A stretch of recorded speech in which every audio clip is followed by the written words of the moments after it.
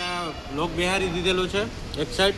હવે આપણે બેસાડશું આપણે કનેક્ટિંગ રોડ અને પિસ્ટન બંનેને આ પોઝિશનમાં બેહારી દીધી છે. જે તમને એક પ્રકારમાં શીખાડ્યું હતું કે આ ગટ અને આ ગેપ બંને સાથે હોવા જોઈએ. હવે આપણે કનેક્ટિંગ રોડમાં બેસાડશું ગજન પિન. ગજન પિનને આવતી પહેલાં લેવું આપણે ઓઇલ લગાડશું કમ્પ્લીટલી. ઓકે, કમ્પ્લીટલી આપણે ઓઇલ લગાવી દઈશું. ઓઇલ લગાવીને પછી ગજન પિનમાં આપણે ફિટ કરી દઈશું. ગજન પિનને પિસ્ટનમાં કમ્પ્લીટ બેસી જાય. ઓકે, આ બેસી ગયું કમ્પ્લીટ. હવે આપણે પાછું લેવું લોક.